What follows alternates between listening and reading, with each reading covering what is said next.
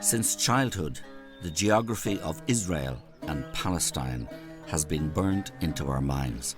Bethlehem, Jerusalem, Jericho, Hebron. Names we are familiar with from school and history. We're also familiar with them from news reports, but with Syria and the terrorist threat now dominating headlines coming out of the region, Israel and Palestine have fallen off the radar. While politicians, diplomats and journalists are focused elsewhere, the situation facing people living through this long-running conflict continues to worsen. 2017 marks the 50th anniversary of the war that defines the modern and highly contentious geography of the region. Since 1967, Israel has militarily controlled much of the West Bank, land the international community recognises as being the basis of the intended Palestinian state. 50 years on from that war, people in the region continue to live a daily reality of occupation, segregation, restrictions of movement and violent conflict. And as we approach this anniversary, I travelled with international aid agency Trokra to Israel and Palestine to see how the lives of people in the region have been affected by 50 years of conflict. We're not equal, we don't have the same rights, so this is apartheid. This is obvious apartheid. You go out to the street, throw some shock grenades, knock on some doors, make some noise, run to the other corner of the street, invade another house, wake up the next family, and that's basically how you pass your 8-hour shift. There's ongoing blockade, there's deepening poverty, there's rising unemployment, and there's no hope. This is occupation. This is wrong. This is a violation of what I believe in as a rabbi from my Jewish tradition. It is a violation of international law. This big elephant is in the room and nobody sees this elephant and nobody wants to see the elephant. And the elephant is the Israeli occupation. Most of the Israelis don't care about it, have no moral doubts about it, have no question marks and don't deal with it at all.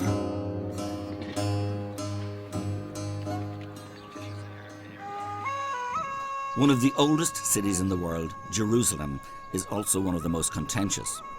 With some of the holiest shrines in Judaism, Islam and Christianity located just yards from each other, Jerusalem's old city is thronged with tourists. But while history attracts tourists into Jerusalem, it has also trapped the city into a bitter power struggle. In 1948, the State of Israel was created. Jerusalem was intended to be a shared capital for both Israel and an envisaged Palestinian state. But since the 1967 war, Israel has ruled both Israel West Jerusalem and Palestinian East. Jerusalem's old city is one of the most hotly contested square miles in the world. Tension is never far from the surface. Not far from where tourists soak up the sights, I found a small group of women protesting outside the district court of Jerusalem. The mother and friends of 16-year-old Mohammed Abu Qadir gathered. Mohammed had been abducted and burned to death in a local park. His murder is believed to have been a revenge killing by right-wing Israelis in retribution for the murder of 2 Jewish teenagers, all part of the depressing cycle of ongoing violence and bloodshed. The man accused of Mohammed's murder, Yosef Hayem Ben David, was found guilty by the Israeli court and sentenced to life in prison. But the 50-year occupation stretches well beyond this ancient city. Since 1967, Israel has occupied the majority of the West Bank, which is internationally recognized as being Palestinian land. I wanted to go beyond Jerusalem and see what life is like for people living under full military law. Following the outbreak of Palestinian violence in 2002, Israel began construction of a wall to divide the West Bank from Israel. This wall has had the effect of cutting Palestinians off from Jerusalem. In Bethlehem, I watched as thousands of Palestinians queued to get through the checkpoint which divides them from the city they view as their capital. I met Amin Jabreen, who owns a tea stand at the checkpoint. He explained to me that the people queuing were the lucky few who have been granted permits to cross into Jerusalem. My name's Amin Jibreen, my age 35. This is the main checkpoint in Bethlehem 300. The first man who come to this checkpoint every morning, me at 2 o'clock a.m. I come here to sell coffee and tea for the worker who cross to Jerusalem. Every day more than 6,000 to 7,000 workers cross this checkpoint. They work in Jerusalem. Most of the people, they work in construction. And they are lucky people because they have permission. Because if you are in Palestine and you have permission to work in Jerusalem, you are lucky man. When fully completed, the wall will stretch for over 700 kilometres. Although supposedly the dividing line between Israel and Palestinian lands, it does not follow the internationally recognised border. Instead, it cuts and slices through Palestinian land. Close to the village of Bat Jala, I watched as another section of the wall was erected. This area is recognised by the international community as being Palestinian. The wall, however, will leave it on the Israeli side. Palestinian farmers who have farmed it for generations will no longer be able to access it. Israel says this is for security. For local farmers, however, it is simply a land grab. One day we just discovered that a lot of army and soldiers and Israelis coming here to uproot all the olive trees, and we are talking about an ancient olive trees, like 1400, since the Roman time. So we came to cover and to see what's happening, and we find out that the Israeli planning, or they start to implement a plan to separate this area and to confiscate this valley and to add it to, to Israel. And of course, a lot of international activists and a lot of Palestinians, we came here and we were demonstrating for weeks and weeks, and of course a lot of tear gas, a lot of shooting on the activists, and we couldn't, as a people and activists, to stop their project and their buildings here.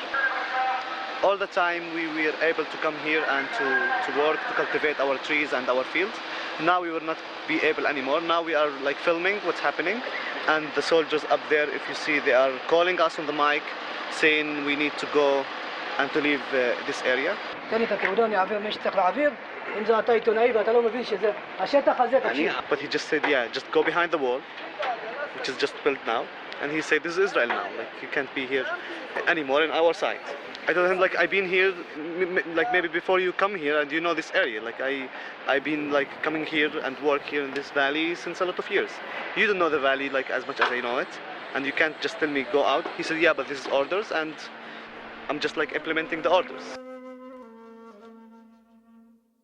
The wall is just one way in which Israel is gradually confiscating Palestinian land. Throughout the West Bank, Israel continues a plantation project aimed at populating the area with its own citizens. Today, there are an estimated 600,000 Israelis living in settlements dotted across the West Bank. These settlements, built on Palestinian land to home Israeli citizens, are illegal under international law. Directly behind me on the top of this hill is the Israeli settlement of Gilo. So these settlements, like Gilo behind us here, are essentially commuter towns in the satellite of Jerusalem. So a lot of these residents will live in very Western-style houses, some of them with swimming pools, with first world services like electricity and water, and will be connected via access roads to Jerusalem. So many of the residents would commute maybe 10, 15 minutes into Jerusalem, and the houses will be subsidised. So it's cheap housing, they get tax breaks, and many would consider themselves not settlers but living in neighbourhoods of Jerusalem. The only problem being that this isn't Israeli land, this is Palestinian land, this is confiscated Palestinian land. So these settlements are built on occupied territory. So these settlements are illegal under international law, and so the residents living here are contributing to displacement of Palestinians and ongoing violations of international law. While Israel builds huge settlements throughout the West Bank, it simultaneously makes it increasingly difficult for Palestinians to build on their own land. Israel has divided the West Bank into 3 areas, one under full Palestinian control, one under full Israeli military control, and one under mixed control. The Palestinian Authority has been granted control over certain urban centres, all of which are ringed by areas under Israeli military rule. It has created a situation eerily similar to apartheid South Africa, with Palestinians living in cantons disconnected from each other. Any Palestinian living under Israeli control must obtain a permit to build a house, but only 15% of permit applications from Palestinians are successful. Many Palestinians refuse to move and instead build homes without permits. They live under constant threat of demolition. In one such community, I met with Abu Yushe. كانت العائلات قليلة في الأيام هذيك يعني فصار نمو طبيعي للسكان وانجبرنا انه نتوسع يعني اللي بده يتجوز اللي بده كذا بده يبني له بيت فالإدارة المدنية منعت انه نقيم بيوت في هذه المنطقة من الأيام هذيك لحتى أيامنا هذه يعني صرنا نبني بركسات من الزينكو مثل هذول البركسات يعني لأنه بدنا نعيش فيعني من هذيك الأيام لأيامنا هذه كل سنة كل 6 شهور في عندنا هدم يعني هدم للبركسات هدم للبيوت تضييق يعني من كل الاتجاهات من ال4 اتجاهات هي مستوطنة على فكرة المستوطنة هاي بال86 قامت بال86 الجدار من الجهة الجنوبية الشارع من الجهة الغربية وشارع من الجهة الشمالية فإحنا يعني صرنا في النص يعني تسكير ما يعلم فيه إلا رب العالمين. مشاكل ثانية اللي بتتعلق بالسكان بالتجمع إنه يعني عدد كبير 90% من السكان بيسكنوا بصرفان من الزينكو وهذول الصرفان معاناة بالصيف حم وبالشتاء برد 35 بيت عندي 28 اختار. Mohammed's home was raided 2 years ago at 2 a.m. Israeli soldiers kicked in the door, let off shock grenades, yelling and pointing machine guns at the family. Mohammed's son was then 12 years old. The trauma that night had a profound effect on him. He lost the power of speech. 2 years later, he still cannot talk. I was taken aback and saddened by what I had seen, but I wanted to hear the other side of the story, so I met with Emmanuel Nashon, head of press at the Israeli Ministry of Foreign Affairs.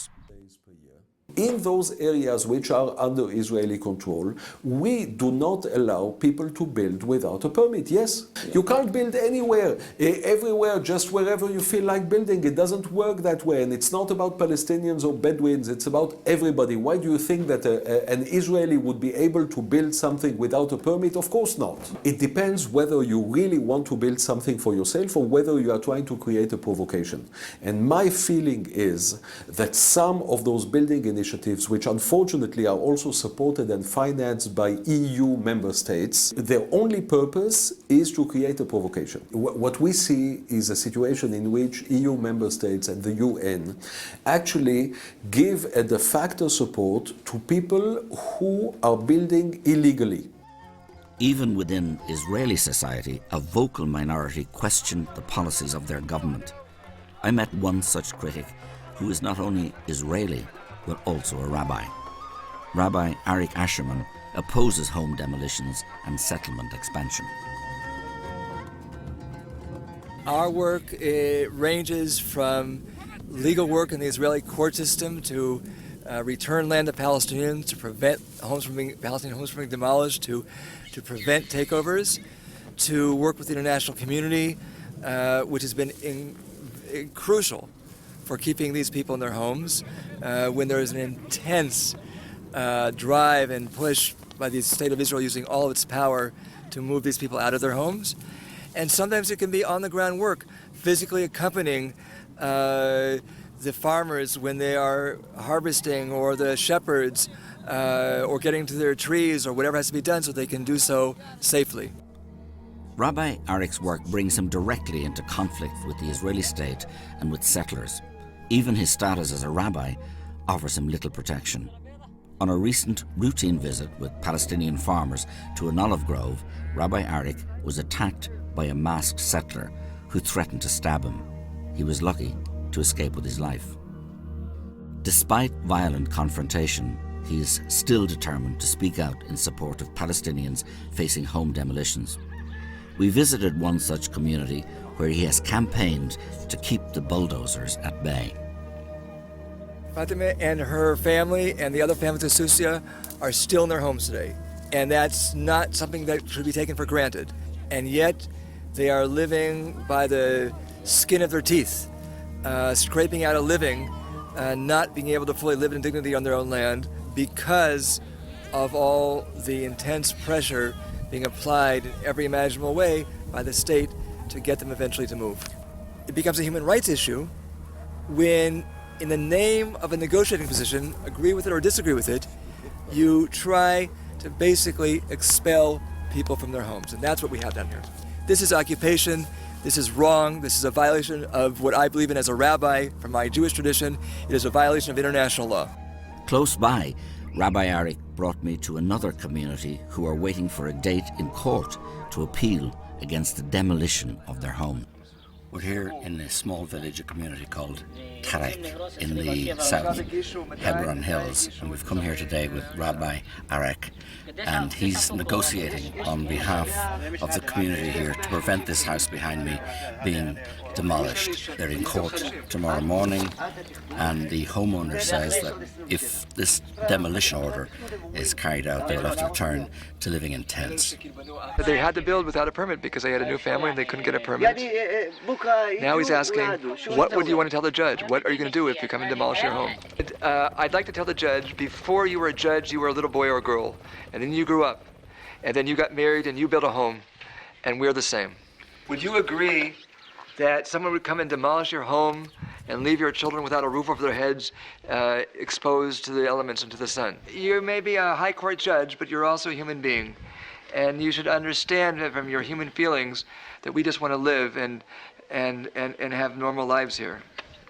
The difficulties Palestinians face in gaining building permits also extends to other resources. According to Human Rights Watch, not only are building permits difficult or impossible for Palestinians to obtain in 60% of the West Bank, Palestinians also have limited access to water, electricity, schools and other state services that are readily available to Israeli settlers. Water is among the most contentious resource. I visited one area where locals say their traditional water supply has been rerouted to serve settlers. We're here just outside Jericho at the Aluja Spring. This, as you can see behind me, is a dry spring bed where before water flowed freely all year round. That is until 1967, when the Israelis came in here and built this pumping station behind. And now the pumping station pumps an enormous amount of water from here, depriving the local Palestinians of water for their agriculture, water for their homes, and it goes directly to the settlements. The Palestinians can get some of the water back, but they have to pay for it. The charge is hotly contested by the Israeli government. Israel does not steal water from the Palestinians, and we certainly do not stop the possibility of water coming to Palestinian towns and villages. We have the possibility to bring fresh water, which can be used for agricultural purposes, for industry purposes, and even for drinking, to Israelis and to Palestinians. We do not discriminate. The different treatment given to Israeli and Palestinians living in the West Bank shocked me. Even the legal system people live under is defined by their ethnicity. Israeli settlers living under civil law, while Palestinians are subjected to military law. But I'd seen nothing yet. If people in rural areas suffer discrimination, the city of Hebron takes it to a whole new level. Like Jerusalem, Hebron is claimed by both Israelis and Palestinians. Although located deep in the heart of the West Bank, Israeli settlers claim the city. To defend them, the Israeli military has shut off the historic centre of the city to Palestinians. We met Israeli writer Gideon Levy, whose weekly column for Haaretz newspaper often highlights human rights abuses in the West Bank. If you want to see the Israeli apartheid in a nutshell, go to Hebron. There's no other place in which you can see it in the most crystal clear way. I mean, when a whole community is expelled from their homes, thousands of people from their shops. When you live in a ghost town where there is almost only Jews living there after all the Palestinians had to leave out of fear because of the threats that they were living under and the violence that was implemented against them and because of the army. If you see streets which are allowed only for Jews and roads which are allowed only for Jewish owners, what is it if not apartheid? Yehuda Shaul knows these streets well. As a sergeant in the Israeli Defense Forces, he patrolled them nightly. He says that his orders were clear: to disrupt the lives of Palestinians in any way possible. The IDF is supposed to protect the people who live here. Our orders as soldiers on the ground are very different. We are told we are here to protect the settlers. If we see a settler attacking a Palestinian, not our job. That's the job of the Israeli police. So I stand in a post, and I was standing in a post, and dozens of times, right in front of my eyes, settlers are beating up, are throwing stones, are breaking windows, are cutting electricity lines to a Palestinian house, and my orders are not to interfere. The concept in the IDF is that if Palestinians will get the feeling that the Israeli army is all the time everywhere, they'll be afraid to attack. So what do you do to make them feel this way? You make your presence felt. In Hebron, you have 3 patrols, that's their job, to make their presence felt. You start your night shift patrol, 10 o'clock till 6 o'clock in the morning. You choose a random house, the officer, the sergeant who leads the patrol. I was the sergeant leading these patrols for a while, yeah? Bump into a house, wake up the family, men one side, women the other side, search the place. You can yourself imagine the dynamics, what happens when a military unit bumps into your house at 2 o'clock at night. Finish searching the place, you go out to the street, throw some shock grenades, knock on some doors, make some noise, run to the other corner of the street, invade another house, wake up the next family, and that's basically how you pass your 8-hour shift. My deputy company officer threw a tear gas canister on a Palestinian kid, 3-4 years old, in a balcony, eating watermelon because he was collecting intelligence against us. Yeah, the guy was this size. He was having a competition with his radio guy whether who can fire a tear gas canister into a Palestinian home while the family is inside under curfew, cannot leave. A sergeant in my company killed a Palestinian young man with a rubber-coated bullet to his chin from around 10 meters away. Shaul's actions in Hebron eventually led to him questioning the Israeli military's presence in Hebron and throughout the West Bank. He went on to establish Breaking the Silence, an organization of former Israeli soldiers who now campaign against the occupation of Palestinian land. The turning point for me was towards the end of my service. I was based outside of Bethlehem, and I was suddenly able to see myself in the mirror. We basically started having these conversations about things we've done and seen. And the one thing we kept bumping into was the realization that people back home in Israel have no clue. You know, like, our own society is sending us here to do the job, so to speak, without understanding what doing the job means. So we decided to bring Hebron to Tel Aviv. That was our slogan. Yeah, we wanted people back home to know what's going on. The Israeli occupation is not in the Israeli discourse. People know very little about the occupation. People don't know about the occupation, don't want to know about the occupation. Most of the Israelis have never been to the occupied territories, and they couldn't care less. And in June 1st, 2004, we opened a photo and video exhibit in Tel Aviv. We were 64 people from my unit. Our photos on the walls, our faces in the screen with video testimonies about what we've done. We became the story of the country for the week. If you would come to me 12 years ago when we started and tell me that today I'll be sitting here after about 1,100 soldiers broke their silence, I would probably laugh in your face. And there we are. After about 1,100 soldiers broke their silence, understood what they've done. Yeah, stood up in front of the mirror, saw himself in the mirror, and took a stand and broke the silence. And their story is now up here in front of our society, demanding from us as a society to take responsibility. That's for me the most important thing. Today, Shaul works with the very Palestinian communities he once ruled over. Among them is Abel Rahman Samalia. My name is Abdurrahman, and I live in this house. This is my house. This is where I live. If a settler came to my house and attacked me in my house, if he went to the police station and said that I attacked him, by the law, I'm guilty until I prove the opposite. So by the law, I will go to jail. And they are innocent until not I prove the opposite, but the police proves the opposite. The Palestinians who are living here, they are all under the military law. The settlers who are living here, they are under the civilian law. We're not equal. We don't have the same rights. So this is apartheid. This is obvious apartheid. I live in Hebron in an area called Tal Rumeda. It's really, really hard and difficult to live next to the settlement. I was 10 years old when I started school here in this area.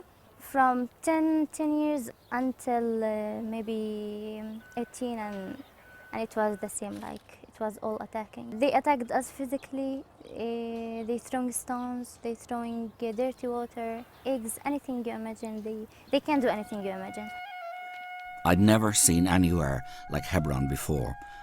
A ghost town filled with the pain of people who had been evacuated. It was eerie to walk down its empty streets. On one of the streets that is off limits to Palestinians, I met an Israeli settler who lives in the city. First of all, welcome to Hebron. It's the first historic Jewish city. There are many Jewish livers here, and they're not settlers. We're not settling foreign land. This is our land. We lived here before the establishment of the state or anything like that. So we are the indigenous people here. I'm not saying there aren't other people that lived here for years. And I wish we can go back to the day, the way it was beforehand, where we lived side by side with true, real peace. There's organizations, NGOs, who mask themselves as human rights or whatever they want to call it, which use it as an agenda to spew that hate and that violence and keep it going, because if us and the local Arabs work it out, then they don't have a reason to exist. His words echoed those of official Israel. Israel continues to build settlements, and then the UN have recently said that the settlements, I'm just quoting this, are in direct violation of Article 49 of the 4th Geneva Convention, which forbids an occupier from transferring its own civilians into the territory it occupies. Well, we have a disagreement. We have a legal disagreement with the UN. And you don't agree with the UN on that? No. We do not agree on that statement at all. And the reason is the following. We do not consider this land to be occupied land. We have demonstrated time and again that when there is real peace, we are willing to uproot settlements. We have done it in Egypt. We have done it unilaterally in the Gaza Strip. The settlement blocks, which are most of them, or all of them rather, in the vicinity of the Israeli border, are meant to stay under Israeli sovereignty. But what we have discussed with the Palestinians some years ago was the possibility of a territorial exchange. We see the activity of settlement building as something which is not against international law, and something that needs to be discussed together with the Palestinians. But if the conflict in the West Bank is a gradual and systematic one, the situation in Gaza is more upfront. 41 kilometers long and 12 kilometers wide, Gaza is a tiny, self-governing territory that is home to almost 2 million people. With both Israel and Egypt having locked its borders to all but a select few, the majority of Gaza's citizens are trapped. It has become, effectively, the world's largest open-air prison.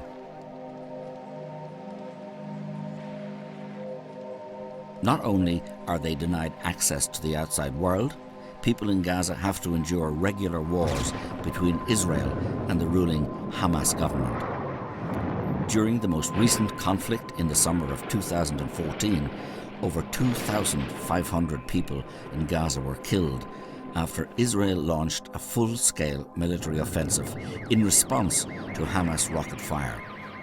Among the dead were Mohammed and Khalde El-Selek Sajaz, 3 children. لما طلعنا فوق على السطح لقيت الوالد وال7 أطفال كله مرمى على الأرض. لما طلعت الوحيد اللي لقيته كامل يعني بدون أي إصابات في الرأس أو هذا ابني الوسطاني اللي هو عبد الحليم. حملته قلت إن شاء الله يكون عايش، حملته ونزلته تحت على أساس إنه عايش. بعد ما اديته لابن عمي على أساس يودوه على الشفا ينقذوه. طلعت كمان مشوار تاني أخذت عبد العزيز كان راسه من هان مفتوح، حملته ونزلت فيه. وديته لأخت مرتي. كان لسه في نفس، بس حتى في حاجة من مخه وقعت وأنا بحمل فيه، وطلعت مشوار ثالث. قلت بدي أجيب أمنية، ما شفتش الهراس، ما قدرتش. قلت خلص بس ينزلوها بأنزل أنا على ضليتنا على باب الدار استنى فيهم ينزلوهم عشان نودعهم من حاجة. لما جاء الإسعاف لقيت لما ضربوا البيت حسيته يعني ضربة عندنا في البيت. طلعت على الطابق الخامس، توقعت اني الاقي ان اولادي عايشين، انه انقذهم. يعني توقعت ما يكونوش على السطوع، يكونوا في الطابق اللي تحت شويه.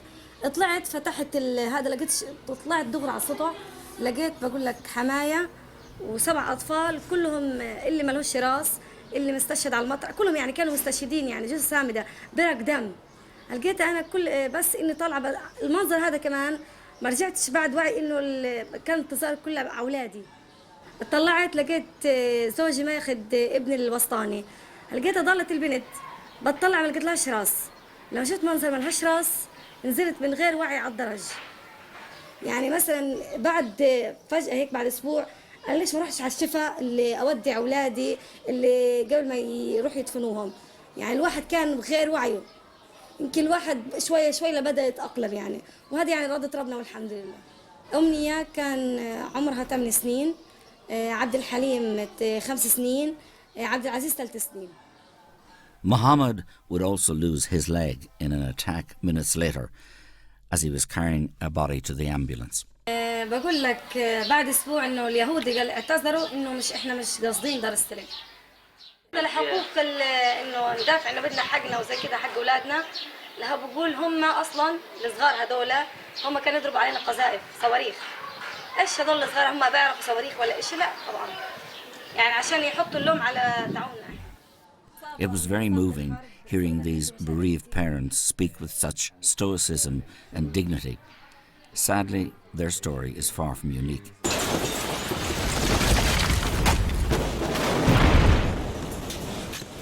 On the 10th day of the conflict, an Israeli missile hit the house of Talal Muhammad al-Hallow's brother.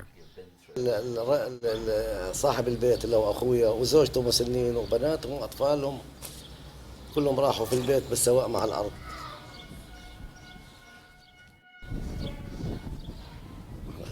الحمد لله هذا قدرنا، هذا ما قتلته القوات الجيش الإسرائيلي.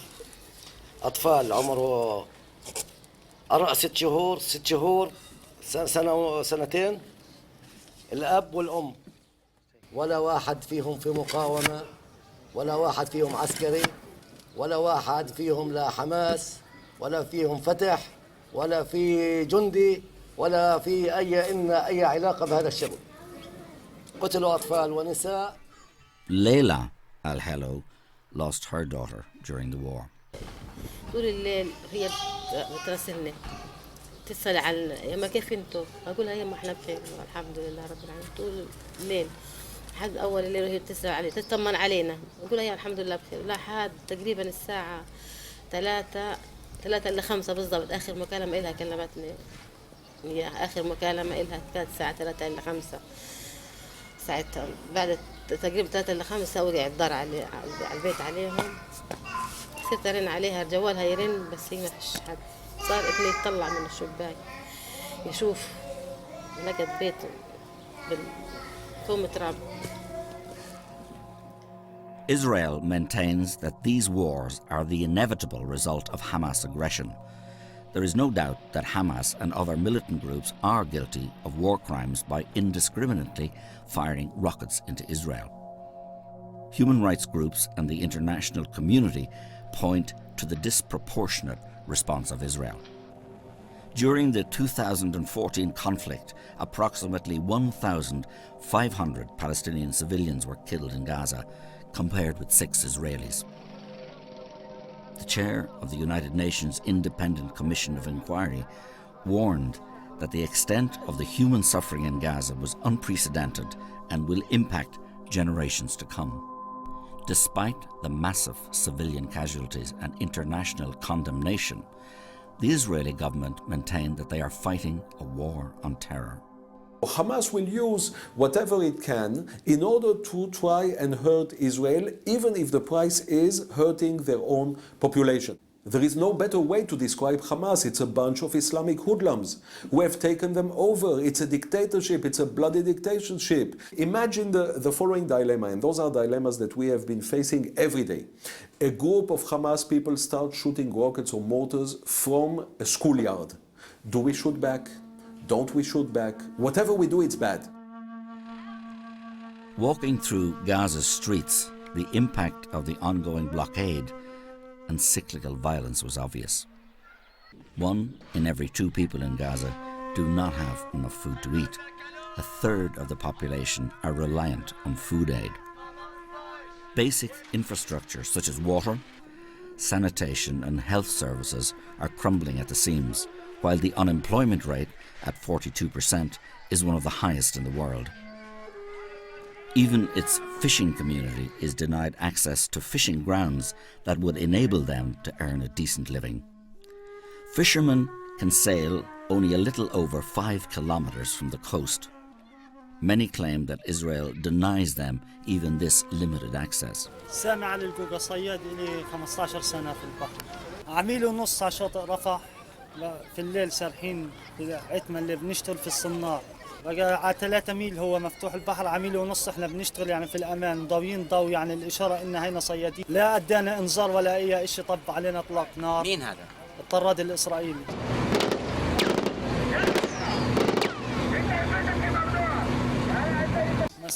ضب علينا اطلاق نار، مش عارفين وين نروح في الميه، احنا مش عارفين وين بدنا نشرب، مش عارفين وين نشرب. دمر الحسكه نهائي، ضرب الحسكه اول فجرها نهائي. totally destroyed by a rocket.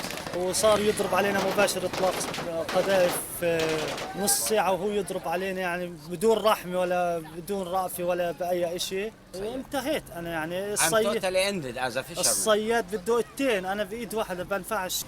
طبعا دخلت انا جوا البحر لاصطاد طبعا السمك ولا اطعم العيال يعني العيال، وانا يعني هذه رزقتي يعني ما فيش لي غير هالرزق، يعني فيش بديل غير هالرزق. فكنا احنا على الحسك هالمجداف، فاجونا طبعا الزوارق الاسرائيليه، اجونا الزوارق الاسرائيليه ومسكونا ووقفونا. طبعا وقفنا احنا، فقال لنا اشلحوا وعيكم وشلحنا الملابس اللي علينا، اخذونا عمينا سدوده، لقيت من سدوده من جوا حطونا في غرفه، واحنا قاعدين في الغرفه طبعا اجى علينا تقريبا ما يعادل تقريبا من 7 إلى 8 جنود. طبعا معاملتهم كانت سيئه كثير، من يوم اخذوه من يوم 27 الشهر لهذا اليوم انا قاعد عن العمل، وانا بطالب جميع الدول وبطالب جميع المجتمعات وبطالب جميع يعني كل الدول العربيه والاجنبيه حتى كمان انهم يساعدوا الصيادين ويقفوا مع الصيادين بالنسبه للاعتقال وبالنسبه للمساعدات وبالنسبه لكل ايش يعني بيحتاجوا الصياد، لانه الصياد مهمش كثير. واحنا طبعا انا لما بنزل البحر بكون يعني فيش ثقه، يعني بكون نازل وانا خايف البحر، لانه من اعتقال من اي امور ثانيه، يعني فيش يعني هذا الناشده بس احنا. Generation after generation now, what grows in Gaza is a huge human tragedy. Even the UN declared that by the year of 2020, Gaza will not be a place where human beings will be able to live. And it's unbelievable how the world is watching it and does nothing about it. Sister Bridget Thai from Sligo has lived in Gaza since early 2015. She says that the biggest problem here is not violence or poverty. It is the complete loss of hope. I have a background in nursing and midwifery and management, and I speak a bit of Arabic and I know the Middle East, so I feel that I can bring something useful to the people here. What I saw at the beginning is what anyone can see: the poverty, the broken homes, the children on the streets. But as I get to know the people, that's when I hear the other things: the hopelessness, the fear for the future. Their children, 6 years old, have lived through 3 wars, so they're traumatized, they're clinging, they're crying, they're bedwetting. There's a lot of violence, domestic violence, because the people are traumatized. So the longer I stay, the more I see, and I actually feel it in myself, the hopelessness that is pervasive in Gaza. With the help of organisations such as Trócaire, Sister Bridget delivers medical care to children in Gaza. One of the biggest issues children face is trauma. Ola Dweek, a child psychologist who works with Sister Bridget, explains. كنت قبل بمستشفى الطب النفسي وبطلع على مستشفى الشفاء وبشوف الحالات وكنت بتعامل مع أطفال بكر. هدول الأطفال اللي كانوا على البحر وبيلعبوا كورة اجت الزوارق ضربت فاستشهد منهم 3 وبقي منهم 3. فكانوا كتير هدول الأولاد أجريسيف كتير وكل شيء فيهم تغير. وصلوا لحالة ذهان إنه خرجوا عن عقولهم. هدول الأطفال تعاملت معهم فترة معينة لكن بعد هيك تركتهم ما كملت معهم. بلشت أحس بالحرب من اللي سمعته من الناس بعد ما اشتغلت. في طفلة في منطقة الفلاحين، هاي منطقة الفلاحين كلهم طلعوا من بيوتهم في الحرب. الطفلة هاي خسرت أخوها كان بيعتبر لإلها الصديق والأب والأم، بتحبه أكتر من أي حدا. فقدته قدام عينيها، كان راكب على فزبة. فلما شفته لحتى الآن بنت بتعاني إنه حاليا بتكتب رسائل لأخوها، بتجيب لي هاي الرسائل عشان أقرأها، إنه على طول بتحلم فيه، بتشوف كوابيس في الليل. فهاي البنت أثرت فيها لأنه صار لي بتعامل معها سنة كاملة بس لحتى الآن كل ما بتيجي بتحكي عن أخوها. So we've known these people for 2 or 3 years. Some of them lost their homes, some of them took in other people, and we've seen them grieve, try to get their lives together, try to move on, try to look forward. But look forward to what? You saw the number of children. What's the future of those children? Sister Bridget's assessment was sobering, but it was also accurate. When you speak with people in Gaza, you can feel the hopelessness. The United Nations has questioned the short-term viability of Gaza, warning that by 2020, many basic services will have collapsed. I wonder what chance there is of peace when young people in Gaza are being raised in an environment where they have a limited future.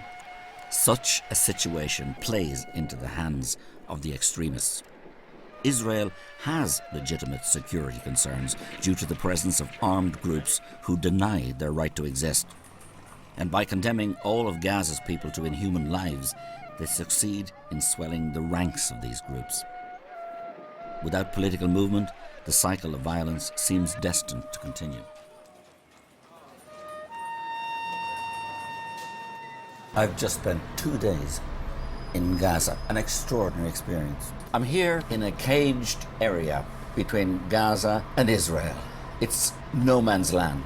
We passed through 2 checkpoints down there, Hamas, Fatah, Palestinian checkpoints, back to back with Israeli checkpoints. It's like nowhere I've ever been. It's an open-air prison, 1.8 million people surrounded by a wall on one side and by the Mediterranean Sea on the other. And that sea is constantly patrolled by Israeli gunboats. We have met people who have been devastated by the war, families who have lost up to 11 people, children with horrific injuries. Having spent time in Gaza and the West Bank, it was very difficult to come away feeling positive. The conflict seemed so intractable, so deep and so ingrained. However, there are voices for peace. Before I left, I had a chance to meet a group of Israelis and Palestinians who work together. Combatants for Peace is an organization of former soldiers and militants who have joined together to call for peace and justice for all. I joined them outside of Bethlehem on their monthly rally in the shadow of the separation wall.